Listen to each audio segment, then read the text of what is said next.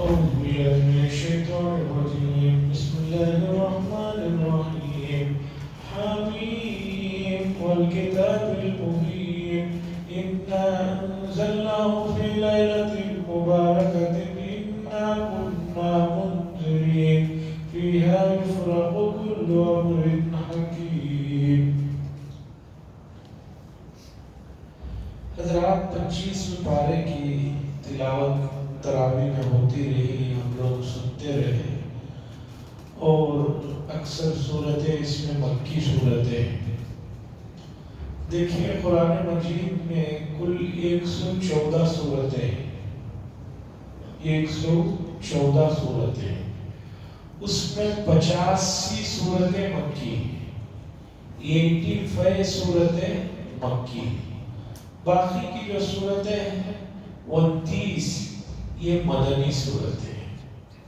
مدنی صورتیں بڑی ہیں جیسے کہ سورہ بقرہ ہے وغیرہ، لیکن مکی صورتیں 85 ہیں. آج 25ویں پارے میں جو صورتیں گزری جیسے سورہ زخرف ہے، سورہ حامیم دخان ہے، اور اسی طرح اس سے پہلے کی صورتیں سورہ شعراء ہے. اکثر صورتیں مکی ہیں،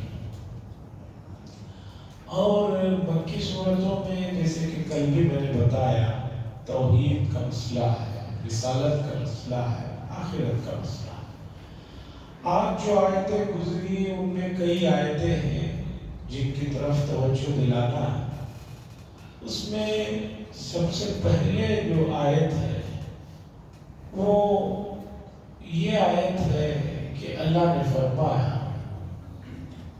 کہ ہم نے نوح علیہ السلام سے لے کر رسول اللہ صلی اللہ علیہ وسلم تک جتنے بھی انبیاء گزرے ہیں ان سب کو جو دین دیا گیا ہے، جو مذہب دیا گیا ہے، وہ ایک ہی ہے. بنیادی طور پر دین ایک ہی ہے. سوال یہ ہوتا ہے کہ جب دین ایک ہی ہے تو کوئی عیسیٰ علیہ السلام کی شریعت پر عمل کرے، کوئی موسیٰ کی شریعت پر عمل کرتا ہے، کوئی نوح علیہ السلام کی شریعت پر عمل کرتا ہے، تو اسے اختیار ہونا چاہیے. شریعت مصطفی پر ہی عمل کرنا کیوں ضروری ہے؟ آئے دن یوروپ میں اور دوسری جگہ ایک آواز اٹھتی ہے وحدت ادیان، کہ بھئی تمام دین ایک ہی ہے، تمام دینیں ایک ہی ہیں، اس لیے ہر دین والا جو کر رہا ہے اسے کرنے دیا جائے، اس کے بارے میں کوئی بات نہ کی جائے. ہمارا یہ عقیدہ ہے، ہم یہ مانتے ہیں کہ بنیادی طور پر تمام انبیاء کی دعوت ایک ہی رہی کہ وہ ایک اللہ کی طرف لوگوں کو بلاتے ہیں.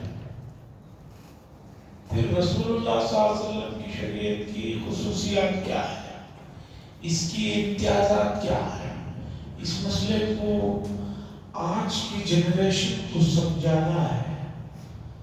کمپیوٹر اور موبائل کی دنیا میں گھرے ہوئے لوگوں کو سمجھانا ہے تو سمجھیے کہ شریعت مصطفی صلی اللہ علیہ وسلم یہ دین کا سب سے اعلیٰ اور سب سے لیٹسٹ ورژن ہے.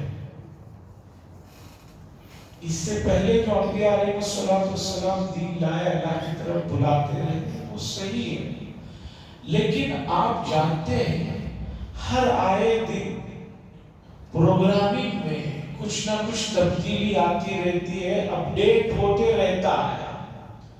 جو اپڈیٹ ورژن ہوتا ہے وہ سب سے صحیح اور پرفیکٹ ہوتا ہے. یہ مسئلہ تو سب کو معلوم ہے. تو انسانیت کی ابتدا حضرت آدم علیہ السلام سے جب ہوئی ہے تو توحید کے معاملے میں تمام انبیاء کا ایک ہی دستور اور ایک ہی مسئلہ رہا ہے، لیکن احکامات اور دوسرے چیزوں میں تبدیلیاں ہوتی رہی ہیں، اس لیے کہ انسانیت آہستہ آہستہ بڑھتی رہی ہے. رسول اللہ صلی اللہ علیہ وسلم کے زمانے پر آ کر انسانیت کی تکمیل ہو گئی. اب ایک ایسے دین کی ضرورت تھی جو قیامت تک کے لیے چلے.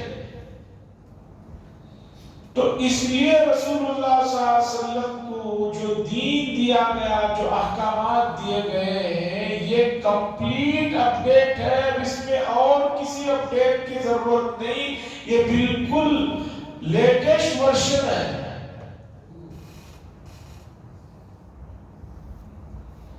اب کوئی آدمی اس اپڈیٹ کو چھوڑ کر پرانے اپڈیٹ کو چلتا ہے تو آپ کو معلوم ہے کہ بہت سے فون جو ہے وہ جب تک نیا اپڈیٹ نہیں لیتے کام ہی نہیں کرتے.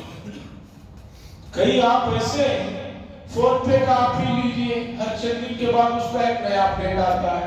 جب تک وہ آپ اپڈیٹ نہیں قبول کرتے وہ آگے کام ہی نہیں کرتا. آپ قبول کرتے ہیں کیوں؟ اس لیے کہ اس نئے اپڈیٹ کو اپنانے کی وجہ سے آپ کا فون محفوظ رہتا ہے ہر قسم کے خطروں سے اور دھوکے سے محفوظ رہتا ہے. اسی طرح رسول اللہ صلی اللہ علیہ وسلم کو جو دین اور جو شریعت دی گئی یہ سب سے جو ہے اعلیٰ اور عرفہ شریعت ہے. اب اس میں کسی بھی طرح کی اپڈیٹ کی ضرورت نہیں ہے، اور جو کچھ اپڈیٹ ہو سکتے تھے اللہ تبارک و تعالیٰ نے اس اپڈیٹ کو رکھ دیا. دوسرا سب سے بڑا مسئلہ یہ ہے کہ جتنے بھی انبیاء سابق میں گزرے ہیں ان انبیاء علیہ السلام کی شریعتیں محفوظ نہیں ہیں. مجھے بتائیے کہ انجیل اس وقت پوری دنیا میں سب سے بڑا مذہب جو عیسائیوں کا ہے، مجھے بتائیے کہ انجیل کے کتنے نسخے ہیں؟ ہمارے یہاں قرآن مجید یہاں رکھے ہوئے ہیں. 13 لین کا قرآن ہے، 15 لین کا ہے، 17 لین کا ہے، 19 لین کا ہے، 20 لین کا ہے. عربی رسم الخط میں ہے، یہاں کے رسم الخط میں تھوڑا سا فرق ہے لکھا ہوا، لیکن پوری دنیا کے کسی بھی قرآن میں آپ کو ایسا نہیں ملے گا کہ قرآن میں ایک جگہ ایک آیت ہے دوسرے ملک کے قرآن میں وہ آیت نہیں ہے. ایک الف کم و بیش آپ دکھا دیجئے نہیں ملے گا. انجیل کا معاملہ یہ ہے کہ انجیل کے اتنے نسخے ہیں. کئی سو سال پہلے عیسائیوں کے بڑے لوگ بیٹھ کر کہنے لگے بھئی اتنے انجیل کے نسخے ہو گئے، اب اس میں کون سا صحیح ہے کون سا صحیح نہیں. تو پہلے 40 انجیلوں پر اتفاق ہوا کہ 40 انجیل صحیح ہے. کتنے انجیل؟ 40 انجیل. اور ہر انجیل میں ایک سے دوسرے کی جگہ فرق ہے. چھوٹا موٹا فرق نہیں، بڑا بڑا فرق ہے. پھر چند دنوں کے بعد ان کو عقل آئی، کہنے لگے بھئی 40 میں آدمی بڑا کنفیوز ہوتا ہے اور کچھ گھٹانا چاہیے. تو اس کے بعد ان لوگوں کی وہ جو کمیٹی بیٹھی اس نے ڈیسائیڈ کیا کہ 4 انجیل معتبر ہیں. کتنے انجیل معتبر ہیں؟ 4 انجیل معتبر. اس وقت 4 انجیل دنیا میں پائے جاتے ہیں، اور ان چاروں انجیلوں میں بھی زمین آسمان کا فرق ہے. اور عجیب بات یہ ہے کہ انجیل کو جو لکھا گیا ہے وہ عیسیٰ علیہ السلام کی حیات میں نہیں لکھا گیا ہے. ان کے آسمانوں پر اٹھا لے جانے کے فوراً بعد بھی نہیں لکھا گیا ہے. تقریباً 150 یا 200 سال کے بعد جو ہے انجیل کو لکھا گیا ہے. اللہ کا جو کلام ہے وہ تو معلوم ہی نہیں. اور میں آپ کو یہ بتاؤں تو آپ بہت حیرت میں پڑیں گے. انجیل اور اسی طرح موسیٰ علیہ السلام پر نازل ہونے والی جو توریت کتاب ہے یہ اصلاً کس زبان میں تھی اس کا نسخہ اس وقت پوری دنیا میں کہیں نہیں موجود ہے. تو اس لیے ان پر اللہ کے کیا احکامات آئے جب یہی نہیں پتا تو آپ کیسے عمل کریں گے؟ موسیٰ علیہ السلام برحق ہے، عیسیٰ علیہ السلام برحق ہے، ان کی شریعتیں اس زمانے میں برحق ہے. لیکن ان کی شریعتیں ان کے جانے کے بعد محفوظ نہیں ہے۔ ذرا سوچئے، شراب جیسی گندی چیز جسے عقل قبول نہیں کرتی ہے، نعوذ باللہ انجیل میں ہے کہ حضرت عیسیٰ علیہ السلام شراب پی کر ایک مرتبہ بیٹھے ہوئے تھے۔ زنا جیسی بدترین چیز جو ہر زمانے میں انتہائی گھنونی چیز مانی گئی ہے، یہ اور بات ہے کہ گزشتہ چند سالوں سے یورپ اور امریکہ کی دین ہے کہ انہوں نے لوگوں کو سمجھایا کہ انسان بھی ایک جانور ہے، تو جانور کو جیسے آزادی ہے اسی طرح انسانوں کو بھی ہر معاملے میں آزادی ہونا چاہیے۔ انجیل کے نسخوں کو آپ پڑھیں گے تو پتہ چلے گا نعوذ باللہ کہتے ہوئے طبیعت گھبراتی ہے، ڈرتی ہے۔ حضرت مریم علیہ السلام پر انہوں نے جو ہے نعوذ باللہ اس طرح کے الزامات لگائے۔ سوچئے کہ عیسیٰ علیہ السلام کی والدہ پر ایسا الزام کس کتاب میں ہو، وہ کتاب کیسے معتبر ہو سکتی ہے، وہ کیا راستہ دکھا سکتی ہے؟ اس لیے اب اگر کسی آدمی کو اللہ تک پہنچنا ہے تو وہ شریعت مصطفی صلی اللہ علیہ وسلم ہی کے ذریعے سے پہنچ سکتا ہے، دوسرا کوئی راستہ نہیں۔ یہ موضوع بڑا لمبا ہے، اس موضوع سے میں آتا ہوں۔ آج پہلی تاخیرات اور اتفاق دیکھیے کہ ایک سورت کی تلاوت ہوئی، سورہ دخان کی، اس میں یہی ذکر آیا، حامیم والکتاب المبین انا انزلناہ فی لیلۃ مبارکۃ انا کنا منذرین، کہ ہم نے اس کتاب کو ایک مبارک رات میں نازل فرمایا۔ یہ مبارک رات کون سی ہے؟ بے اتفاق مفسرین یہ لیلۃ القدر والی رات ہے۔ اب لیلۃ القدر والی رات کون سی ہے؟ حدیثیں بتاتی ہیں کہ ماہ مبارک کے آخری عشرے میں سے تلاش کرو، خاص طور پر وتر عدد میں 21، 23، 25، 27، 32 ان 5 راتوں میں تلاش کرو۔ یہ اور بات ہے کہ امت نے جو ہے بہت لے دے کے مشکل سے جو ہے ایک رات 27 کو پکڑ لیا ہے، اس سے نہ ادھر جانے کے لیے تیار ہے نہ ادھر آنے کے لیے تیار ہے، نہ ادھر جانے تیار ہے نہ ادھر جانے تیار ہے۔ 27 بس، اس کے بعد آگے عزیزان گرامی، اللہ کرے حسن زن صحیح ہو، 27ویں میں ہی مل جائے، لیکن یقینی تو نہیں ہے۔ رسول اللہ صلی اللہ علیہ وسلم فرما رہے ہیں، بخاری شریف کی حدیث ہے، مسلم کی حدیث ہے، تحروا لیلۃ القدر فی العشر الاواخر، لیلۃ القدر کو آخری عشر میں تلاش کرو۔ کیوں؟ اس لیے کہ اس کی فضیلت یہ ہے کہ ہم نے اس میں قرآن مجید کو نازل کیا۔ قرآن مجید کا نزول 2 مرتبہ ہے، ایک ملائے اعلیٰ سے آسمان دنیا پر، یہ ایک مرتبہ میں پورا قرآن نازل ہوا، پھر آسمان دنیا سے رسول اللہ صلی اللہ علیہ وسلم کے پاس حضرت جبریل علیہ السلام کے ذریعے 23 سال میں مختلف اوقات میں ضرورت کے حساب سے کئی مرتبہ جو ہے قرآن مجید نازل ہوا۔ میں ہمیشہ یہ بات سناتا ہوں، آج بھی سنا رہا ہوں، مولانا ابوالکلام آزاد صاحب بڑے آدمی تھے، مکہ المکرمہ میں پیدا ہوئے تھے، تقریباً 11 سال کے آس پاس ان کی زندگی مکے میں گزری تھی، بعد میں ملک میں آئے، بڑے عجیب و غریب آدمی تھے، جیل میں بھی انہوں نے کافی عرصہ گزارا آزادی سے پہلے۔ خود ایک جگہ لکھا ہے کہ اگر میری پوری زندگی کو 7 دن پر تقسیم کر دیا جائے تو ایک دن میرا جیل میں گزرا ہے، یعنی اگر ان کی عمر 70 سال ہے تو سمجھیے کہ 10 سال ان کی جیل میں گزرے۔ بڑے درجے کے ادیب تھے، بڑے درجے کے محقق آدمی تھے، خاص طور پر اردو ادب میں ان کا جو مقام ہے، ان کی جو پہنچ ہے ان کے وہ خطوط کو دیکھیے جو غبار خاطر کے نام سے چھپے ہیں، آپ کی طبیعت خوش ہو جائے گی اگر اردو آتی ہے تو، ورنہ جو اردو ہم لوگ جانتے ہیں بولتے ہیں یہ اردو کا نام ہے بس۔ اردو جو ہے بڑی زبان ہے، 25 سال آدمی اردو زبان پہ لگا دے اور پھر بھی کہہ دے کہ مجھے اردو آ جاتی ہے تو میں سمجھتا ہوں کہ وہ غلط کہہ رہا ہے۔ بہت اعلیٰ زبان ہے، بڑی میٹھی زبان ہے۔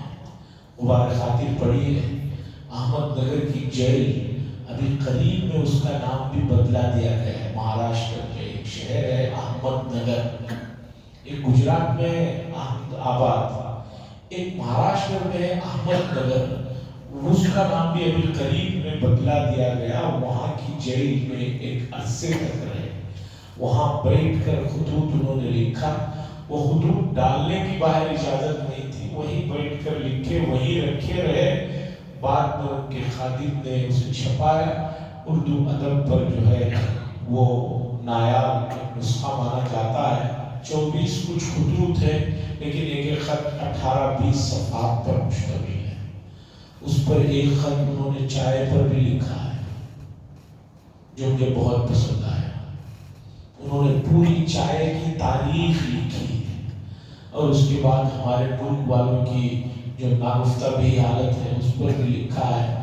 حضرت آزاد صاحب لکھتے ہیں ہمارے ملک ہندوستان میں چائے کے نام پر سیلون کی کالی پتیوں کا جو شاندار ابال کر پی رہے ہیں، اور کمال یہ ہے کہ لوگ چائے میں دودھ بھی ڈالتے ہیں اور بعض تو اس میں چینی بھی ڈالتے ہیں، یعنی شکر بھی ڈالتے ہیں۔ آزاد صاحب نے لکھا ہے بہتر ہے ہریرا بنا کر پی لیں، چائے کو بھی بدنام کر رہے ہیں۔ چائے بڑی لطیف چیز ہے، اس کی تاریخ لکھی 18 صفحات پر مشتمل۔ تو مولانا ابوالکلام آزاد صاحب نے کہا دنیا کا بڑا عجیب معاملہ، انہوں نے لکھا کہ میں ہمیشہ دنیا والوں سے الگ سوچتا ہوں، میری الگ ہی چیز ہے۔ پوری دنیا کے لوگوں کو میٹھا پسند ہے، مجھے کبھی میٹھا پسند نہیں رہا۔ آزاد صاحب نے لکھا لوگ لیلۃ القدر کو بڑا تلاش کرتے ہیں کہ آج ہے کہ لیلۃ القدر کل ہے، پرسوں ہے کہ ترسوں ہے، لیلۃ القدر کو تلاش کرتے ہیں۔ لیلۃ القدر میں جو چیز نازل ہوئی قرآن مجید وہ گھروں میں ہے اور مسجدوں میں ہے، اسے کبھی کوئی کھول کر نہیں دیکھتا۔ بھئی وہ رات معزز ہوئی کیوں؟ اس قرآن کے نزول کی وجہ سے معزز ہوئی۔ رات کو تو تلاش کر رہے ہو، اس رات کو جو مقام جس چیز نے دلایا وہ قرآن، وہ تمہارے گھروں میں اور تمہاری مسجدوں میں مدرسوں میں رکھا ہوا ہے، اسے کبھی کھول کر پڑھنے کی توفیق نہیں ہوتی، اس سے کبھی ہدایت حاصل کرنے کی توفیق نہیں ہوتی۔ عزیزان گرامی 15ویں پارے میں 25ویں پارہ جس کی تلاوت ہوئی، بڑی عجیب آیتیں گزری، اس میں خاص طور پر جہنم کے داروغہ جس کا نام مالک ہے اس کا بھی ایک واقعہ اور اس کے ساتھ پیش آنے والی ایک چیز کو بھی اللہ نے سنایا۔ قیامت کے دن جب حساب کتاب ہو کر جن کو جہنم میں ڈالنا ڈال دیا جائے گا، جن کو جنت میں ڈالنا ڈال دیا جائے گا، جہنمی لوگ جو ہے جہنم میں چیختے رہیں گے، پکارتے رہیں گے، اس لیے کہ انہیں موت تو آئے گی نہیں۔ اور حدیث میں آتا ہے خاص طور پر آج جو حامیم جو سورت گزری دخان اس کے اندر ہے، جہنمیوں کے ساتھ کیا کیا معاملات پیش آئیں گے اس کی بڑی تفصیل آئی ہے۔ حدیث میں آیا ہے ایک ایک آدمی کو اتنا بڑا جسم دیا جائے گا، ایک ایک اونٹ ایک ایک پہاڑ کے برابر رہے گا۔ کلما نضجت بدلنا، جب جب وہ جسم گلے گا، سڑے گا، جلے گا، پھر نیا جسم اسے جو ہے پہنا دیا جائے گا۔ جہنم میں لوگ پکارتے رہیں گے، مالک اس کا نام ہوگا۔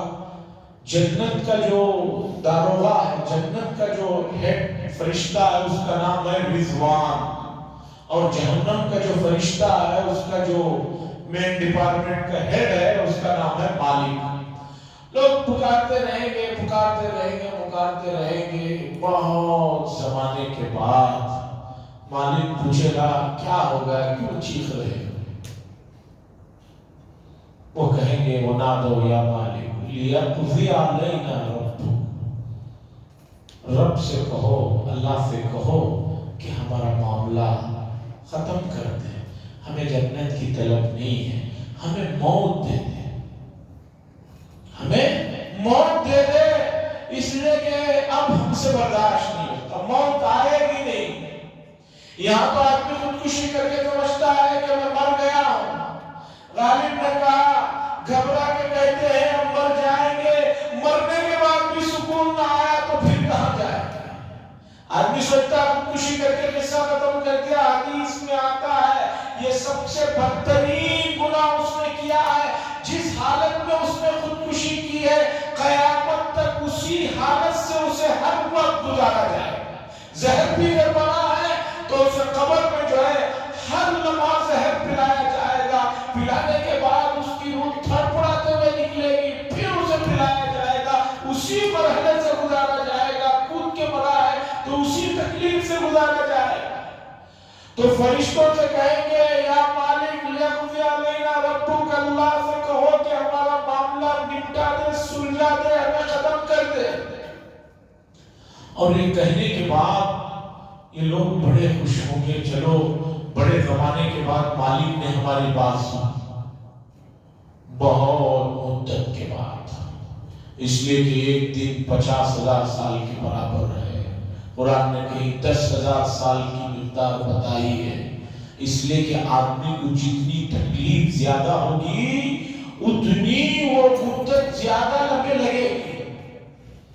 ایک آدمی اے سی میں مکمل جو ہے سکون کے ساتھ سوتا ہے، 10 گھنٹے کے بعد اٹھائیے تو پوچھتا اچھا صبح ہو گئی۔ اور ایک آدمی کے رات میں دانت میں درد شروع ہو جائے، اسے پوچھئے کہ رات کتنی لمبی رہتی ہے۔ امرؤ القیس نے کہا، مشہور شاعر ہے، اس نے کہا کہ مصیبتوں کی رات کو سمجھنا ہو وہ نہ ابھی کل کلی اونٹ کو بیٹھتے ہوئے دیکھ لو۔ اونٹ تو یہ تو ویسے ہی بہت لمبا ہوتا ہے، جب وہ بیٹھتا ہے تو ذرا دیکھیے 3 بار یوں آتا ہے جاتا ہے تو اور لمبا ہو جاتا ہے۔ امرؤ القیس کہتا ہے کہ مصیبتوں کی راتیں جو ہوتی ہیں وہ اونٹ کے بیٹھنے کی طرح لمبی ہوتی چلے جاتی ہیں، ختم ہی نہیں ہوتی۔ بڑی مدت کے بعد پورے جہنمی انتظار میں رہیں گے، اب ہمارا فیصلہ ہو جائے گا، اب مالک کوئی جواب لے کر آئے گا۔ آخر میں مالک آ کر اللہ کا جواب سنائے گا، قال انکم ماکثون، سن لو تم اسی طرح پڑے رہو گے، تمہیں موت نہیں آئے گی۔ یہ زخرف کی آیت ہے۔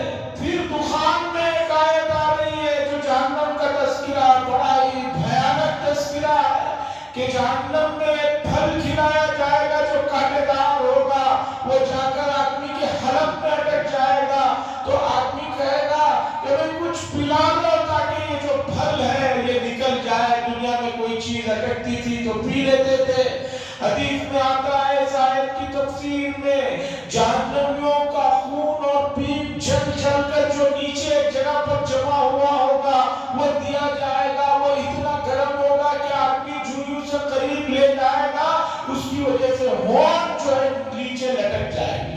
پھر بھی اس عذاب سے بچنے کے لیے اسے پیے گا تو وہ اندر پورا اتر جائے گا، گرم گرم خون اور پیپ، وہ جو پھل ہوگا کانٹے دار وہ وہیں اٹکا ہوا رہے گا، یہاں تک کہ حدیث میں آتا ہے کہ پورا پیٹ کا سسٹم جو ہے اس گرم گرم خون اور پیپ کی وجہ سے ختم ہو کر پیچھے کی راہ سے نکل جائے گا، لیکن یہ نہیں ہے۔ ذُقْ إِنَّكَ أَنْتَ الْعَزِيزُ الْكَرِيمُ، سورہ دخان میں پڑھیے دوسرے رکوع میں، لیکن وہی یہ بھی پڑھیے کہ اللہ فرماتے ہیں جب کوئی نیک آدمی مر جاتا ہے تو آسمان روتا ہے، اس پر زمین روتے ہیں۔ برا آدمی مرتا ہے تو نہ آسمان روتا ہے نہ زمین روتا ہے۔ تو عزیزان گرامی، یہ مکی صورتوں میں پڑھنے کی ضرورت ہے، ان مضامین کو جاننے کی ضرورت ہے۔ الحمدللہ جو سہولتیں، جو آسانیاں، جو چیزیں موجودہ زمانے میں ہم لوگوں کو اللہ کی طرف سے میسر ہیں، وہ چیزیں پہلے زمانے میں نہیں تھی۔ اس لیے اگر ہم قرآن و حدیث کو سمجھنا چاہیں تو ہمارے لیے بڑی سہولتیں ہیں۔ ضرورت اس بات کی ہے کہ قرآن و حدیث کو سمجھیں، اور یہ جو راتیں ہیں، جو لیلۃ القدر کی راتوں میں سے جسے تلاش کرنے کا حکم دیا گیا ہے، پہلی رات ہے، ان راتوں کو کام میں لائیں۔ اور ایک ہی طرح کی عبادت سے آدمی کبھی تھک جاتا ہے، کبھی بیٹھ کر قرآن پڑھیے، کبھی نماز پڑھیے، کبھی لیٹے لیٹے استغفار پڑھیے، کبھی ذکر میں درود پڑھیے، کبھی تیسرا کلمہ پڑھیے، کبھی چوتھا کلمہ پڑھیے، کبھی اپنے لیے دعا کیجئے، کبھی امت کے لیے دعا کیجئے، کبھی مرحومین کے لیے دعا کیجئے۔ اور جو حضرات پڑھے لکھے ہیں وہ قرآن مجید کو اٹھائیں، قرآن کو یاد کریں، حفظ کریں۔ پہلا مرحلہ قرآن کو حفظ کرنے کی عادت بنائیں۔ جب تک آپ حفظ کرنے کی عادت نہیں بنائیں گے، آپ کو قرآن سے لگاؤ کیسے ہوگا؟ ایک ایک آیت کو جب آپ 50 بار پڑھیں گے تو اس 50 بار پڑھنے کا ثواب الگ ملے گا، اور اس قرآن سے لگاؤ کی وجہ سے اور آپ کی زندگی میں انوار و برکات نازل ہوتے رہیں گے۔ لوگ گانوں کو یاد کر لیتے ہیں، اور خدا جانے چھوٹے چھوٹے بچے انگریزی کی بڑی بڑی نظموں کو یاد کر لیتے ہیں۔ قرآن تو وَلَقَدْ يَسَّرْنَا الْقُرْآنَ لِلذِّكْرِ فَهَلْ مِن مُدَّكِرٍ۔ عزیزان گرامی، آج جو آیتیں مسلسل تلاوت میں آتی رہی، اس میں ایک آیت یہ بھی آئی قیامت کے منظر میں، وَتَرَى كُلَّ أُمَّةٍ جَاثِيَةً۔ ایک صورت ہے، اس کا نام ہے الجاسیہ۔ جاسیہ کے معنی ہے گھٹنوں پہ بیٹھ جانا۔ ایک آدمی حیبت میں جب آتا ہے، خوف میں جب آتا ہے، تو آدمی جو کھڑا رہتا ہے تھپ سے بیٹھ جاتا ہے۔ قیامت کے دن امتوں کو بلایا جائے گا، حالت یہ ہوگی کہ وہ گھٹنوں پر پڑی ہوئی ہوگی۔ اس کے بعد اللہ فرمائیں گے تمہارے اعمال نامے ہم تمہیں دے رہے ہیں، اِنَّا كُنَّا نَسْتَنسِخُ مَا كُنْتُمْ تَعْمَلُونَ، ہم تمہاری تمام چیزوں کو لکھوا رہے تھے، کوئی چیز ہم نے چھوڑی نہیں ہے۔ آپ کو معلوم ہے لوگ بہت تعجب کرتے ہیں، سائنس کی ترقی سے بڑے فائدے ہوئے۔ آج آپ گوگل میں یا واٹس ایپ میں لکھے ہوئے میسیجز کو مٹا دیجئے، کچھ بھی کر دیجئے، لیکن اگر وہ چاہے تو وہ تمام چیزیں جو آپ نے مٹائی ہیں اس کا بیک اپ لے کر آ کر آپ کو دے دیتی ہے۔ جب ایک انسان اتنے سارے لوگوں کی چیزوں کو بیک اپ کو جمع کے رکھا ہے تو اللہ کے فرشتے جو لگے ہوئے ہیں، قرآن کہہ رہا اِنَّا كُنَّا نَسْتَنسِخُ مَا كُنْتُمْ تَعْمَلُونَ، جو کچھ تم کر رہے ہو اسے ہم لکھوا رہے ہیں۔ کیوں؟ تاکہ تم کل قیامت کا دن حجت نہ کرو کہ بھی ہم نے کام نہیں کیا۔ فَأَمَّا الَّذِينَ آمَنُوا فِي قُلُوبِهِمْ، اس کے بعد کی آیتیں مومنین کے لیے بشارتیں ہیں، جو نہیں ماننے والے ہیں ان کے لیے دھمکیاں ہیں۔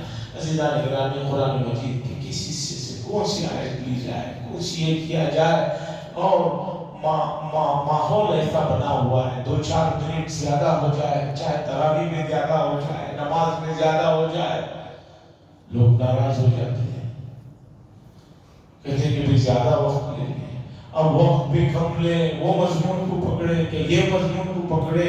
میں تو یہ سوچ سوچ کر مغرب سے شام تک کا میرا وقت جو ہے اس میں گزرتا ہے کہ کس آیت پر کیا کہا جائے۔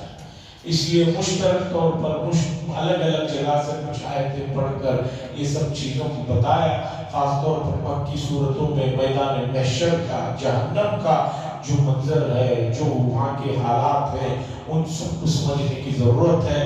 دعا فرمائے اللہ تبارک و تعالی یہ عشرہ ان معتکفین کے لیے بھی اور ان کی دعاؤں کی برکتوں سے پوری امت کے لیے، پوری امت میں بیٹھے ہوئے معتکفین کے اعتکاف کو بھی اللہ قبول فرمائے، ان کی دعاؤں میں ہمارا حصہ نصیب فرمائے، اور لیلۃ القدر کی عظیم الشان رات میں قیام کرنے والے لوگوں کی فہرست میں فرشتوں کی ہم کمزور اور بے بس انسانوں کا بھی نام آ جائے، اللہ ایسا فرما دے۔ ایک رات بھی کسی کی آ گئی کافی ہے، اس لیے کہ کوئی معمولی رات نہیں، اور عالم 20 روزوں کے بعد کا یہ ہے کہ کوئی عشاء کو آتا ہے تو فجر کو نہیں، فجر کو آتا ہے تو عشاء کو نہیں، ایسا نہ کریں۔ فرض نمازوں کے سلسلے میں کسی بھی طرح کی کمی بیشی برداشت نہیں۔ فرض نمازوں کو جماعت کے ساتھ تکبیر اولیٰ کے ساتھ ادا کرنے کی عادت بنا لیجئے، باقی دیکھیے کہ اس کے فائدے اور اس کی برکتیں خود آپ کی زندگی میں آنا شروع ہو جائیں گی۔ وآخر دعوانا الحمدللہ رب العالمین، الحمدللہ رب العالمین، والعاقبۃ للمتقین، والصلاۃ والسلام علی سید المرسلین وعلی آلہ وصحبہ اجمعین۔ اللهم انا نسألك من خير ما سألك منه نبيك وحبيبك محمد صلى الله عليه وسلم، ونعوذ بك من شر ما استعاذك منه نبيك وحبيبك محمد صلى الله عليه وسلم، وأنت المستعان وعليك البلاء ولا حول ولا قوة إلا بالله، صلى الله تعالى وسلم على خير خلقه محمد وعلى آله وصحبه أجمعين، الحمد لله۔